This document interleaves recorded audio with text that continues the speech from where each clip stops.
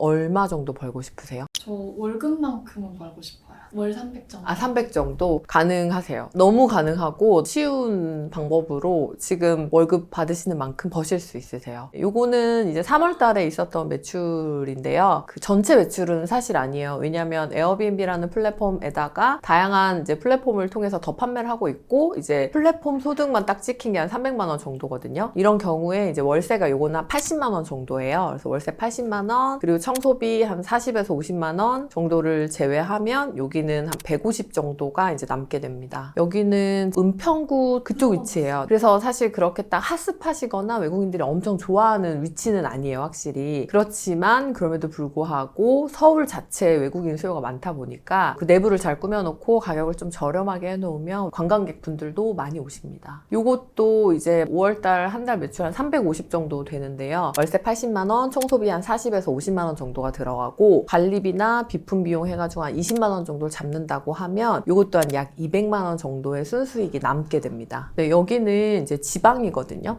지방인데 지방 같은 경우는 장사가 될까 안 될까 이게 고민이 되게 많으세요. 근데 이제 앞에서 보여드렸던 여기는 이제 서울인데, 서울 같은 경우는 확실하게 성수기랑 비수기 느낌으로 관광객이 올 때랑 안 올 때가 다르잖아요. 근데 여긴 지방인데 역 앞에 있어요. 그래서 이 비즈니스 수요가 꾸준히 있는 거예요. 인근에 좀 큰 회사랑 그리고 대학교가 있는데, 이 대학교 교환학생이라든지 아니면 무슨 컨퍼런스라든지 그리고 비즈니스 수요가 이제 꾸준히 있어서 성수기 비수기가 없이 잘 운영이 되고, 여기가 이제 부산입니다. 위치가 좋다 보니까 서울보다 성수기 비수기도 없이 더 운영이 잘 된다, 약간 이런 케이스예요. 얘도 월세가 한 100만 원 정도 되고 청소 비용이 한 50만 원 정도 발생하고, 그리고 나서 비품 비용이나 아니면 관리비 한 2, 30만 원 잡는다고 하면 250 이상은 이제 남는 숙소입니다. PD님도 나중에 운영하시다 보면은 궁금하잖아요. 이 외국인 분들이 한국에 와서 도대체 어딜 돌아다니실지 궁금하잖아요. 서울에 왔다가 부산에 왔다가 대구에 왔다가 강원도에 왔다가 다시 서울 오는 스케줄을 짜시더라고요. 약간 일관된 게 서울에 왔다가 대부분 바로 부산을 가세요. 그래서 부산은 한국 관광객도 많지만 외국인 관광객도 정말 많아요. 거기에 비즈니스 수요도 있고 대학교라든지 이런 학교에서 하는 다양한 컨퍼런스, 뭐 행사들 참여하려고 하는 교환학생이나 이런 분들도 많아서 수요가 진짜 많죠. 서울에 좀 수요가 집중돼 있을 거라고 생각을 하시는데, 요즘 외국인 분들의 이 여행 패턴이 로컬화 돼가지고 본인들이 가고 싶어하는 곳을 유튜브에서 찾아보고 장소를 미리 정해서 오세요. 대한민국 전체를 좀 돌아다니시면서 여행을 하시더라고요. 여기는 이제 한 500만 원 정도 매출이 난 숙소인데, 여기도 서울이 아니고 지방이에요. 지방인데 여기도 꽤 잘 되고 있습니다. 그래서 이제 서둘러서 성수기가 지나가기 전에 오픈을 해야겠다라고 결심을 하시고 수강생님께서 빠르게 오픈하신 케이스고, 여기도 이제 부산에 되게 자리를 잘 잡아서 바닷가 인근에 있는 사이트로 잘 숙소를 세팅을 하셔가지고 운영을 하고 계십니다. 여기는 100% 관광지 앞에 있어서 관광객 대상이라고 보시면 되세요. 그래서 사실상 좀 무리해서 빠르게 오픈을 한 거고, 7월 8월부터 이제 성수기가 시작되니까 여기 같은 경우는 아마 운영을 하시다 보면 성수기랑 비수기가 확실하게 좀 매출 차이가 날 수가 있어요. 그런 걸 이제 염두에 두면 되는데, 어쨌든 벌 때 확실하게 벌 수 있으니까 여기도 월세가 한 100만 원, 그리고 청소비가 한 50만 원, 월에 50에서 60만 원 정도, 그 관리비나 그리고 비품 비용이 한 30만 원 정도 빠진다고 하면 여기도 월에 한 300 이상은 돈이 이제 남게 됩니다. 어떻게 이제 피디님 조금 제가 거짓말이 아닌 게 좀 이해가 되시나요? 이해는 됐는데 사실 저는 서울에 사는 직장인이라서 부산까지 제가 막 청소하고 그럴 자신이 없긴 하거든요. 맞아요. 이거 보시면 그러니까 관광지니까 이렇게 되는 거네. 부산에 있는 바다 앞에는 나도 저렇게 할 수 있겠다라고 생각하시는 분들이 많을 것 같아서 제가 하나 더 보여드리면, 여기는 이제 서울에 있는 곳이에요. 여기는 조금 많이 들어갈 수 있는 숙소고, 좀 숙소 내부도 되게 이쁘게 잘 꾸며 놓으셨고, 그리고 인근에 공항버스도 가까이에 있고 외국 사람들이 상당히 좋아하는 관광지가 접근해 있다 보니 자연스럽게 비수기에도 그리고 많은 사람들이 이제 오셨나 봐요. 그래서 매출이 한 600만 원까지 전체 매출이 발생됐고, 여기에서 이제 월세 한 150 정도 된다고 하시더라고요. 월세 150에 청소비 60만 원 정도, 그리고 비품비랑 관리비 50만 원을 제외하면 여기는 한 400만 원 정도 이제 남을 것 같아요. 여기는 이제 서울에 있는 송파입니다. 심지어 이게 지금 삼서울 대비 낮은 매출이에요. 제가 이제 알기로는 여기가 많은 게스트를 받다가 게스트 수를 좀 줄였다고 들었거든요. 10명 정도를 받던 숙소를 5명 정도로 받을 수 있는 게스트 수를 줄이면서 매출이 좀 줄어드는 거라고 얘기를 들었고, 그러면은 이렇게 차이가 되는 거예요. 봐보세요. 한 숙소에서 10명까지 받게 되면 매출이 확 올라가고 인원수를 좀 줄이니까 매출이 줄어들잖아요. 이것처럼 좀 숙소를 얻을 때 유념해 주셔야 되는 것 중에 하나가 위치도 되게 중요하지만 조금 사이즈가 있는 숙소, 큰 숙소를 세팅하게 되면 매출을 좀 올릴 수가 있다. 이거를 이제 알 수가 있죠. 저 청소비 50만 원은 뭐예요? 이제 청소비 같은 경우는 이게 직접 운영을 하시면서 청소를 직접 하실 수도 있고 청소하시는 스텝을 구하셔가지고 운영을 하실 수도 있어요. 근데 어쨌든 우리는 모두 월급쟁이고 그리고 직장을 다니다 보니까 갑자기 피디님 근무하시다가 청소하러 가시면 안 되잖아요. 빨래랑 청소를 스텝이 하게끔 세팅하는 구조를 짜는데 이제 그 숙소랑 그리고 숙소가 위치해 있는 장소에 따라서 청소비는 하루에 15,000원에서 25,000원, 강남같이 조금 더 비싼 곳은 조금 더 금액이 더 나갈 수도 있어요. 그래서 그렇게 측정해가지고 협의하에 정한 금액으로 청소랑 빨래를 진행하시면 되세요. 서울에 있지만 부산에서 숙소를 운영할 수 있을까라고 이제 얘기하신다면 사실상 불가능한 건 아니에요. 저는 이제 처음에 추천드리는 세팅은 가까운 곳, 운영상의 문제가 없어야지 계속 운영을 하기 때문에 처음에 가까운 곳에다가 오픈하셨으면 좋겠고 이후에 뭐 두 번째 거를 오픈하게 된다든지 아니면 하다가 조금 더 확장해서 이전하게 되면 그때 이제 멀더라도 장소가 위치가 좀 더 좋은 곳 이렇게 추천드려요. 그러면 피디님은 강남에서 이제 일을 하시고 숙소가 만약에 연남동에 있다 그러면 숙소는 연남에 있는 스태프님이 빨래하고 그리고 청소해 주시니까 나는 강남에서 돈을 벌고 연남동에서는 에어비앤비가 돈을 벌어주는 구조가 만들어지죠. 지금 막 송파, 부산 이런 식으로 그냥 좋은데 열었으니까 수익이 나오는 거 아닌가? 그런 생각도 드는데 앞단에 보여드렸던 곳이 은평이었잖아요. 은평은 전혀 관광지가 아니에요. 근데 거기에도 많이 이제 가거든요. 그게 왜 그러냐면 우리가 생각했을 때는 물론 이제 홍대나 연남이나 합정이나 강남같이 핫스팟이 물론 있긴 있어요. 그치만 우리가 만약에 외국에 여행을 갈 때 제일 좋은 장소, 관광지에다가 숙소를 항상 잡진 않잖아요. 비슷한 느낌으로 교통편이 워낙에 서울은 좋기 때문에 지하철도 너무 잘 돼 있고 공항버스도 너무 잘 돼 있기 때문에 인근에다 숙소를 얻고 홍대나 이런 핫스팟을 관광하러 가는 거죠. 물론 가장 좋은 위치에 그 숙소를 얻는 게 좋죠. 입지는 무시할 수가 없어요. 그치만 여기에 너무 많은 숙소가 있고 여기다 숙소를 구하는 게 힘들어. 이러면은 조금 여기서 멀리 떨어져 있다고 하더라도 전혀 문제가 되지 않아요. 이제 피디님 같은 경우 혹시 서울 어디에 살고 계세요? 저 지금 봉천구 살고 있어요. 네. 그 2호선 라인 봉천동도 신림동 이쪽도 에어비앤비 운영했을 때 매출이 꽤 잘 나오는 곳이긴 하거든요. 거기 이제 좀 좋은 장소예요. 그런 장소에다가 운영을 큰 사이즈로 했을 때 에어비앤비 한 개만 잘 돌리셔도 방금 얘기하셨던 300만 원 정도의 매출을 만드실 수가 있고 근데 이제 운영하고 관리하기엔 좀 편한데 조금 멀어서 외국인들이 많이 오지 않을 것 같아. 이런 경우에는 300만 원 정도 매출 만들려면 150만 원을 잡고 한 2개 정도 운영하시면 월급만큼 세팅이 되세요. 강남, 홍대 아니더라도 이 은평처럼 좀 의외로 돈 되는 지역이 더 있나요? 이 2호선이죠. 초록색깔. 이 초록색깔이 이렇게 삥 두르고 있는 곳은 사실상 다 좋습니다. 그래서 저 숙소 어디에다 구해야 될지 모르겠어요 라고 하면 2호선 인근으로만 구해도 성공이다 라고 말씀을 드려요. 그리고 또 혹시 없나요? 라고 말씀드리면 이 2호선 안쪽으로 2호선 안쪽으로 구하시면 일단 성공이다 라고 말씀을 드려요. 그러면 또 그 다음 좋은 곳이 당연히 마레모에 이태원, 서울역이랑 용산역 이쪽 이제 너무 좋죠. 그리고 마레모에 종로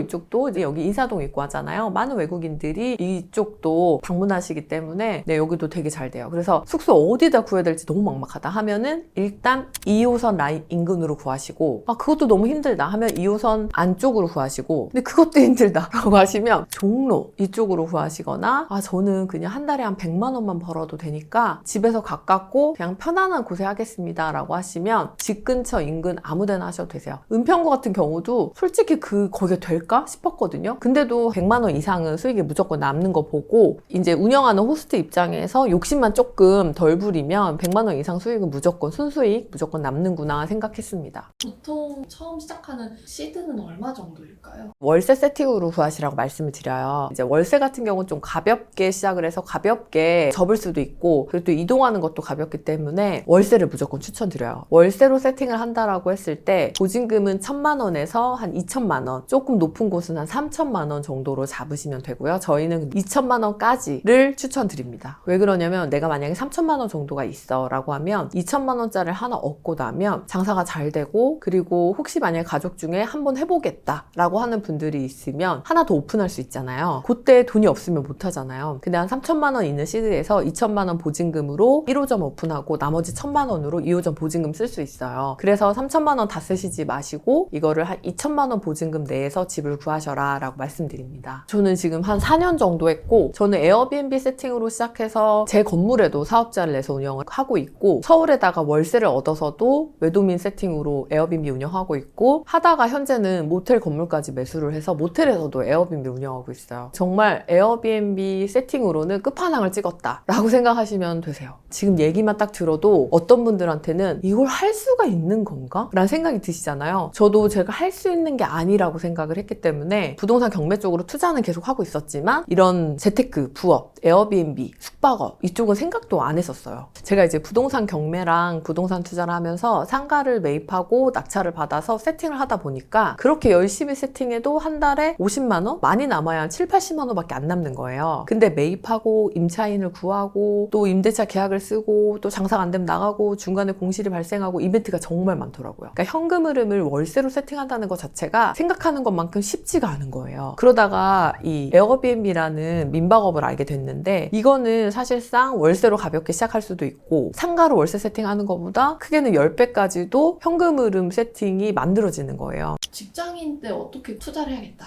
부업을 해야겠다라고 생각을 하셨어요? 저는 이제 결혼을 했고 아이들도 있다 보니까 조금 더 나은 삶에 대한 물음표가 있었어요. 그러던 중에 되게 우연히 한 번도 만져본 적도 본 적도 없는 빚이 갑자기 생긴 거예요. 빚이 한 1억 정도가 갑자기 생겼어요. 저는 한 1억 정도는 제가 되게 열심히 살았으니까 어딘가에 저축이 돼 있을 거라고 생각을 했거든요. 그때 제가 직장 한 8년 차? 그때 이제 너무 충격을 받고 내가 인생을 잘못 살았구나 라고 생각을 하고 이렇게 직장만 다니면 안 되겠다. 그때 제가 처음으로 경제적 각성이라고 처음으로 이제 그런 것들을 깨닫게 됩니다. 되게 막막했고 되게 바보같이 살았다라고 생각을 했어요. 혹시 이 영상을 보시면서 내가 왜 이걸 지금 알았지? 라고 생각하시면 여러분도 8년 전 저와 같은 상황이신 겁니다. 그때 되게 누군가를 원망하고 싶었어요. 왜 나는 이렇게 돈을 벌기만 했고 쓰기만 했고 그리고 왜 모으지 않았고 왜 난 지금 아무것도 없을까? 그리고 이렇게 투자해야 되고 돈을 아껴야 되고 그리고 불려야 되는 걸 왜 아무도 알려주지 않았지? 그때 조금 약간 원망스러웠거든요. 근데 돌이켜봐서 생각해보면 아무도 알려주지 않아요. 세상에 공짜는 없고 몰랐던 게 당연해요. 왜냐하면 제가 노력하지 않았기 때문에. 그래서 그때 생각하면서 저는 새로운 것들을 공부하고 그리고 지금도 강의를 정말 많이 들어요. 그런 이유 중에 하나가 뭐냐면 지속적으로 꾸준히 뭔가 계속 습득해 나가는 게 중요하다는 걸 알았기 때문에. 대한민국에서 사실 월급쟁이가 부자가 되는 방법은 딱 4단계가 있는 것 같아요. 우선은 월급을 버셔야 되고요. 그 다음에 이 받은 월급을 좀 아끼셔야 될 필요가 있는 것 같아요. 사실 예전에 저를 생각하면 저는 월급을 받기만 했고 아끼는 과정을 전혀 하지 않았거든요. 그래서 이제 월급을 받고 아끼기 시작하면서 조금 인생이 바뀌기 시작을 했고 이렇게 아끼기 시작하니까 그 다음에 종잣돈이라는 게 생기는 거예요. 근데 이 종잣돈이 생기고 난 다음에 느꼈던 게 부업이나 추가적인 부수익을 만들면 돈이 더 빨리 종잣돈이 커지겠네 이 생각이 들어서 다양한 부업을 찾던 중에 공유숙박업, 에어비앤비를 시작하게 됐고 저는 부동산 경매랑 그리고 숙박업에 이 모은 종잣돈을 넣어서 부풀리게 된 거죠. 근데 많은 분들이 이 모아진 종잣돈을 키우는 방법 중에 주식이나 부동산 투자로만 생각하시는 경우가 있거든요. 근데 이제 만약에 가능하시다면 에어비앤비 세팅을 통해서 종잣돈을 이제 불릴 수 있는 세팅도 가능하다. 그래서 제가 뭐라고 얘기하냐면 돈나무라는 단어를 써요. 돈나무. 여기저기 서울 곳곳에 돈나무를 심어놓고 돈의 열매를 딴다라고 얘기할 만큼 에어비앤비를 통해서 부수입을 만드는 것, 돈을 키우는 방법이 정말 쉽습니다. 네, 이런 게 있어요. 뭐냐면 에어비앤비를 하고 뭐 공유숙박업이나 외도민 세팅을 알게 되면 부동산 투자를 하시는 분들한테 도움이 많이 돼요. 예를 들면 부동산 투자를 했거나 아니면 뭐 경매로 집을 낙찰받았는데 원하는 뭐 임대 세팅이 안 되거나 매도가 안 될 때 그냥 그 집을 빈 채로 냅두는 경우가 많잖아요. 이때 에어비앤비 세팅을 해서 수익을 추가적으로 만들 수도 있고 그리고 에어비앤비 세팅을 통해 가지고 현금 흐름을 하나 공실에서 확보할 수도 있거든요. 이런 경우에 빠르게 매도가 되는 경험도 많이 했어요. 왜냐하면 아무래도 집이 텅 비어있고 공실로 있는 것보다는 이쁘게 꾸며져 있는 상태다 보니까 보니까 다른 집들보다 빨리 팔리는 경험도 했습니다. 그래서 에어비앤비를 하시게 되면 부동산 투자하는 데도 도움이 됩니다. 이후에 내가 에어비앤비로 좀 돈을 벌고 나서 가장 나 하길 잘했다, 만족스럽다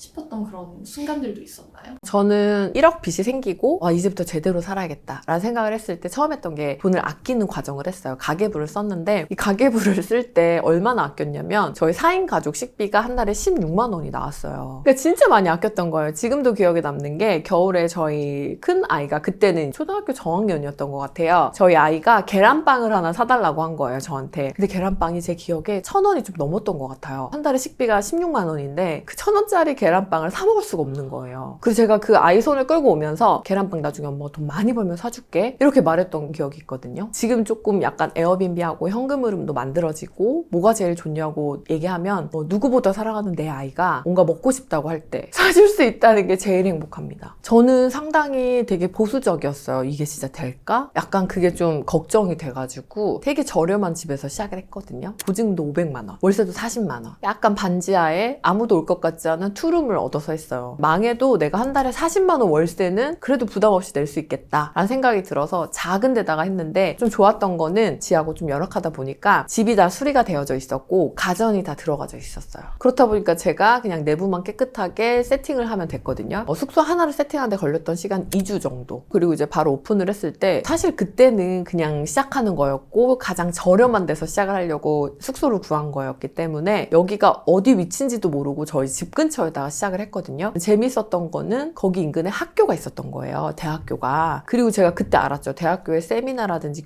교환학생이라든지 대학원 가정을 많이 온다는 걸 알게 된 거예요. 근데 이분들이 한 달 이상씩 있다 가세요. 그리고 그 다음 기수자한테 이 집을 알려줘서 그 다음 분들도 여기에다가 예약하고 가시고 하셨거든요. 그렇게 해서 한 달 내내 운영을 했을 때 월세 40만 원이랑 청소비, 비품비를 다 제외하고 80만 원이 남았어요. 저는 여기서 돈을 벌 생각이 아니라 이게 되나? 망해도 월세 40만 원이니까 요거는 내가 괜찮겠다. 이 생각으로 시작을 했던 거거든요. 근데 이제 여기에서 80만 원을 버니까 그때 들었던 생각이 이렇게 해도 되네? 그럼 조금 더 좋은 데다가 괜찮게 좀 더 넓게 하면 돈이 더 되겠다. 이제 이렇게 생각을 했죠. 이제 처음에는 제가 숙소를 직접 청소도 했었는데 아무래도 직장 다니고 저도 아이들도 키우다 보니까 항상 청소를 제가 할 수가 없잖아요. 네, 그래서 이제 주말만 처음에는 청소하시는 분을 구했고 청소하시는 분을 구하고 나니까 주중에도 제가 안 하고 싶은 거예요. 그래서 주중에도 구하고 주말도 구하고 이렇게 투트랙으로 청소하시는 분들을 구해서 운영을 하다 보니까 제가 할 게 없어지더라고요. 그렇게 이제 세팅을 하고 나니까 이거는 그냥 돈이 매달 들어오고 저는 핸드폰 앱으로 메시지만 주고받아주면 한 달에 80만 원 순수익이 남는 돈나무를 하나 심어놓은 것 같은 기분이 들었어요. 아무래도 신경 쓸 게 좀 많을 것 같아요. 저는 지금 직장 일하느라 바쁘고 주변도 보면은 뭐 아이 키우느라 너무 바쁘긴 하거든요. 근데 우리가 회사 아침 9시 출근해서 밤 6시까지 8시간 이상 일을 하잖아요. 그렇게 하고 3,400만 원 정도 월급을 받는데 사실 에어비앤비는 앞에서 보셨다시피 숙소 하나만 제대로 세팅해 놓으면 그렇게 많은 신경을 쓰지 않고 제 월급만큼 돈이 나오는 거예요. 그러면 내가 직장을 2개를 다니는 건데 안 할 이유가 사실상 없죠. 근데 이제 이렇게 얘기하시는 분들이 있어요. 나는 직장 다니고 아이 키우는 것만으로도 이렇게 힘든데 무슨 부업을 또 하라는 거야? 이렇게 얘기하시는 분들이 있거든요. 요즘 스마트 스토어나 구매 대행이나 다양한 부업들이 많잖아요. 근데 이런 부업들로 300만 원 벌려 그러면 정말 거의 직장의 3배 이상을 일해야지 성과가 나오더라고요. 그거에 비해서 빠르게 시작하고 그리고 바로 성과가 나고 바로 돈 입금이 되니까 이것만한 부업, 재테크는 없다. 이렇게까지 말씀드려요. 그리고 서울이 올해 약 2천만 명의 외국인 관광객을 유치하겠다라고 했고 벌써 3분의 2 목표를 달성했다고 해요. 그만큼 한국이 되게 핫플이고 되게 관심 있는 국가예요. 외국에서 많이 들어오고 싶어하는 국가이고 그렇지만 지금 현재 서울은 그만큼의 외국인들을 다 흡수할 만한 숙소가 현재 없거든요. 그래서 숙소가 좀 모자란 상황이고 예전에는 에어비앤비, 외국인 관광 도시 민박업, 공유 숙박업이라고 하면 상당히 낯설게 느끼셨는데 최근에 이게 이제 돈을 많이 벌고 이걸 통해 가지고 종잣돈을 키우신 분들이 늘어나다 보니까 많은 분들이 또 알아채기 시작했어요. 그래서 더 레드오션이 되기 전에 지금부터라도 시작하시면 너무 좋지 않을까 그렇게 말씀드려요. 제가 댓글 보니까요. 에어비앤비 불법이다, 뭐 아니다 이렇게 말이 많던데 불법 아닌 거예요? 제가 알려드리는 합법 에어비앤비 운영 방식대로 사업자를 받고 외국인과 내국인을 그 카테고리 안에서 예약을 받으시면 사실상 문제가 없어요. 많은 분들이 합법이다 불법이다 이제 의견이 많으신데 방법은 명확하게 있고 쉽고 그렇게 어렵지 않아요. 그래서 저희는 매 회차 100명 이상 사업자 에어비앤비를 오픈하고 있거든요. 이게 어렵다고 하면 70대 수강생님도 20대 수강생님도 하지 못하셨겠죠. 근데 갓 회사를 입사한 분도 하고 계시고 정년을 하시고 집에서 노시던 할 일 없으셨던 이제 연세가 많으신 분들도 운영을 하고 계시기 때문에 절대 어렵지 않습니다. 사실상 이게 그렇게 진입장벽이 높거나 타고난 똑똑한 사람들만 하는 것이 아니고 하고자 하는 사람들은 대부분 할 수가 있다. 그렇게 말씀드려요. 그리고 올해 2024년 초에 문체부에서 내국인 민박 해결 과제로 5가지를 제안을 했는데 그 중에 하나가 외국인 관광도시 민박업을 내국인 합법까지 끌고 가보겠다라는 것을 발표했어요. 현재 합법으로 에어비앤비를 하기 위해서 받는 사업자는 서울과 부산을 제외하고 다른 지역에서는 내국인을 합법으로 받을 수 있는 방법이 사실상 없거든요. 근데 이게 점점 더 좋아지지 않을까. 그래서 더 풀려가지고 더 레드오션이 되기 전에 지금부터 시작하시는 걸 추천드립니다. 전입신고를 해야 되는 거죠? 전입신고를 하고 제가 막 2호점, 3호점 오픈하고 싶으면 네. 못하는 거 아니에요, 그러면?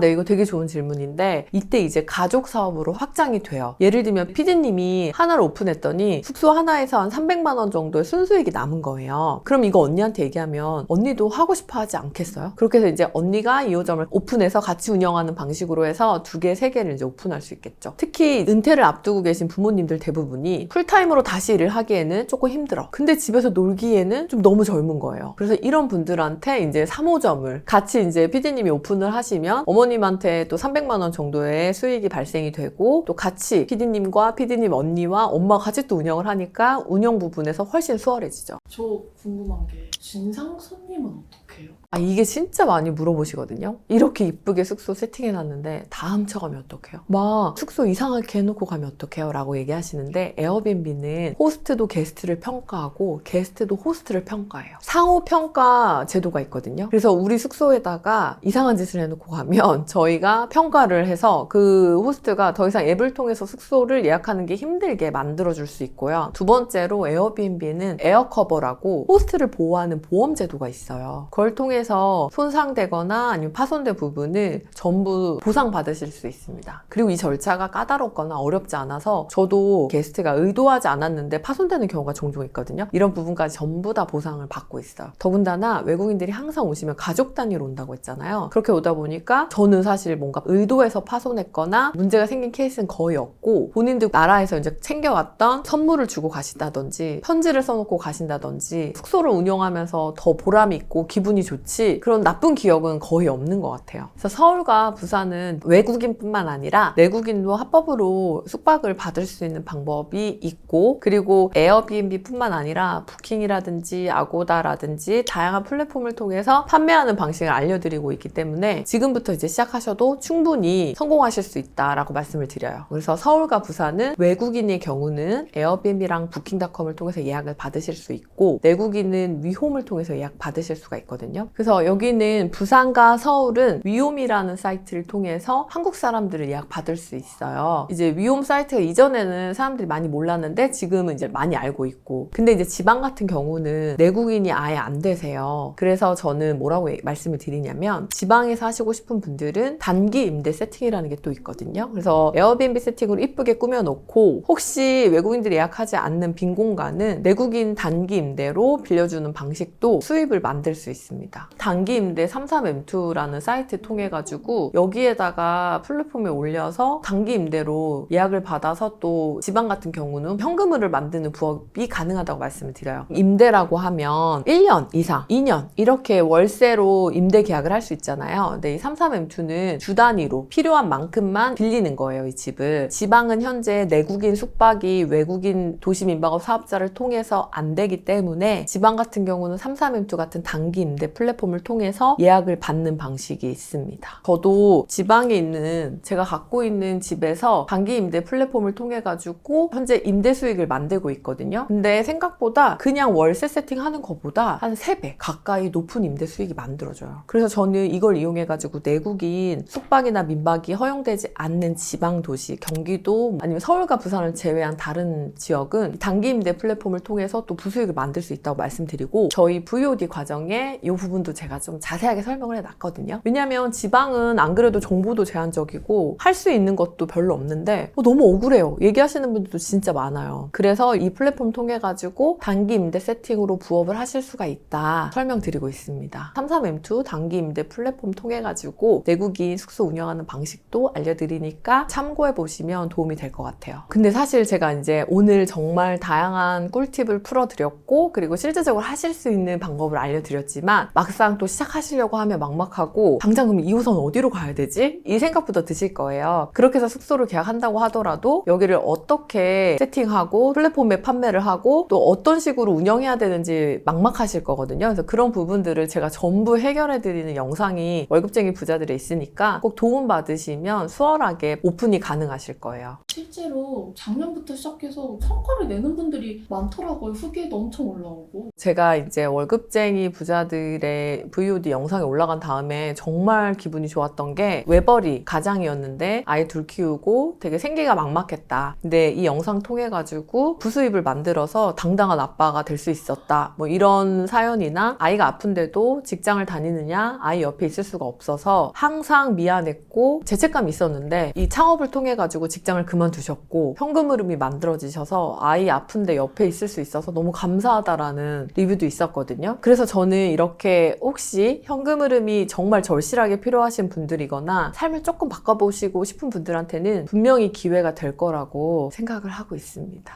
직장 생활 병행하면서 몸으로 알아낸 노하우인 거잖아요, 이게. 왜 굳이 강의 열어서 알려주시는 거예요? 맞아요. 이게 진짜 많이 듣는 질문 중에 하나인데 저도 처음에 시작할 때는 누군가의 강의와 누군가의 이런 노하우를 공개한 것 때문에 이걸 할 수 있게 됐거든요. 저도 아마 얘기해주지 않았다면 저의 시작은 없었을 거예요. 저 역시도 누군가의 도움으로 시작했기 때문에 이렇게 도움을 주는 것이 당연하다라고 생각을 하고 이게 누가 봤을 때는 되게 작은 부업이거든요. 근데 이걸 통해서 누군가의 인생이 변하고 바뀌는 걸 현장에서 경험할 때가 많아요. 그때 제가 살아있다라는 걸 느끼고 제가 약간 소명의식? 까지도 느끼거든요. 저는 예전에 병원에서 간호사로 오랫동안 일을 했고 그때는 사람의 생명을 살리는 일에 소명의식을 느끼고 일을 했어요. 그 일을 그만두고 나와서 지금 제가 했던 성공한 재테크나 투자 방법을 알려드리고 많은 분들이 그걸 통해서 인생이 바뀌는 걸 보면서 이것 또한 병원에서 사람들을 살리는 건 만만치 않게 누군가에게는 새로운 삶을 주는 것과 같다라는 생각을 할 때가 많아요. 8년 전 정말 바보 같고 아무것도 모르고 답답하고 이게 되는 거야? 맨날 의심만 했던 저도 그랬어요. 누가 이렇게 좋다, 같이 해보자 라고 얘기하면 좋으면 혼자 해야지 왜 같이 해? 근데 그 사람들을 통해서 제가 성장하는 걸 느끼고 다른 사람의 성공이 저의 성공이 된다는 걸 알고 난 다음부터는 내가 성공하기 위해서는 다른 사람들을 성공시켜야 된다는 것도 알게 됐거든요. 그래서 저는 성공하는 경험을 하는 사람들을 제 주변에 많이 두는 게 목표고 그리고 그 사람들의 인생이 바뀌는 걸 보면서 제 인생도 이제 바뀌더라고요. 그래서 열심히 하고 있습니다. 요즘 약간 좀 이슈가 되고 있는 게 50대 정년퇴직 하시는 분들 중에서 막상 회사만 열심히 다니시다 보니까 나와서 뭘 해야 될지 모르시는 분들이 많거든요. 일을 안 하기에는 너무 젊으시고 다른 일을 시작하기엔 좀 부담스러워 하시는 분들이 계시더라고요. 이런 분들 중에서 제 강의를 들으시고 숙소를 오픈하셔서 돈을 버셨는데 후기가 이런 내용을 저한테 얘기해 주셨어요. 자기가 퇴직이라고 하면 막막하고 가슴이 답답해지기만 했는데 이번 숙소를 성공적으로 오픈하고 돈을 벌어보니까 자기에게 새로운 인생이 기다리는 것 같고 예상했던 것보다 더 빨리 퇴직하고 나와서 이걸 해봐야겠다, 더 열심히 해봐야겠다라는 희망이 생겼다. 그때 저도 감동이었죠. 저희 부모님 같은 분이 저한테 그렇게 감사하다고 얘기를 해주시니까 저도 정말 감사했어요. 시작하기 전에 두려우실 수도 있거든요. 저도 이게 되는 건지 안 되는 건지 걱정이 돼가지고 정말 작은 규모로 처음 시작을 했었어요. 도전하셔서 숙소까지 오픈하시면 그 다음에 여러분들이 생각하시는 것보다 수월하게 현금 흐름도 만드실 수 있고 그리고 현재 직장을 다니시거나 아니면 퇴사를 염두에 두고 계시거나 퇴직을 준비하고 계시는 많은 분들께서 이 부업을 통해서 조금 더 여유로운 생활을 하실 수 있지 않을까? 이런 생각을 하고 있습니다. 그래서 저는 좀 도전해보셔서 꼭 오픈까지 하셨으면 좋겠다라고 말씀드려요.